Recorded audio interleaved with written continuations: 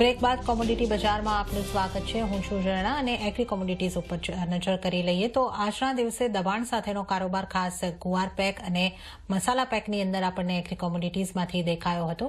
આપણી સાથે વધુ ચર્ચા કરવા અબાન એન્ટરપ્રાઇઝના કયોમર્સ સત્રી જોડાયા છે। કયોમર્સજી, આપનું સ્વાગત છે સીએનબીસી બજાર પર।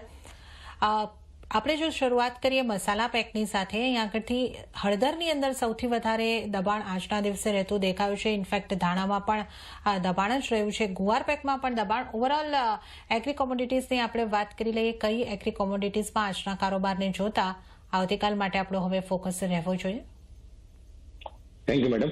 આજે આપણે જે જોયું, જેમ તમે કીધું એ પ્રમાણે, કે આખા જ આપણા એનસીડીએક્સમાં દરેકે દરેક કમોડિટીમાં આપણને લગભગ 2 થી 3.5% સુધીનું આની મંદી જોવા મળી છે। મોરલેસ જે ઇક્વિટી માર્કેટ્સનું જે સેન્ટિમેન્ટ આજે થોડું નેગેટિવ હતું, મારું માનવું છે કે એ જ સેમ સેન્ટિમેન્ટ આપણને આજે કમોડિટી માર્કેટમાં બી જોવા મળી છે।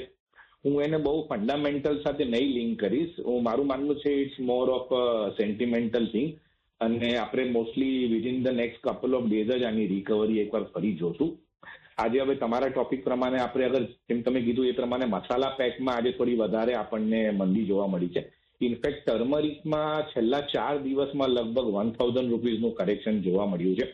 ફ્રાઈડે લગભગ 14,800 આસપાસના પ્રાઇસીસ હતા, જે આજે નીચેમાં તો લગભગ 13,500ની નીચે પણ ટ્રેડ થયો છે। હલ્દીમાં થોડું ફિઝિકલ માર્કેટમાં ડિમાન્ડ સારી છે, ઘટાડે ભાવે બી ડિમાન્ડ સારી છે। મારા પ્રમાણે ટર્મરિકમાં મને આ લેવલ્સથી બહુ તો બીજી એક 201 રૂપિયાનું કરેક્શન દેખાય છે।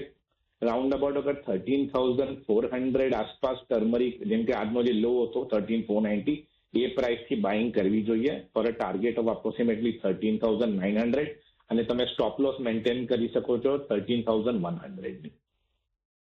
ઓકે, તો હળદરમાં બાઇંગની સલાહ બનતી દેખાઈ રહી છે। ટાર્ગેટ 13,900, સ્ટોપ લોસ 13,100નો રાખવાનો રહેશે। ત્યારે કયોમર્સજી, આપનો આભાર, આપ અમારી સાથે જોડાયા અને અમને એગ્રી કોમોડિટીઝ અંગે સલાહ આપી, આપનો આભાર। અને આ સાથે જ કોમોડિટી બજારમાં હાલ પૂરતું આટલું જ। હાલ મને પણ આપશો રજા, પણ વધુ અપડેટ અને સમાચારો માટે આપ જોતા રહો સીએનબીસી બજાર। નમસ્કાર।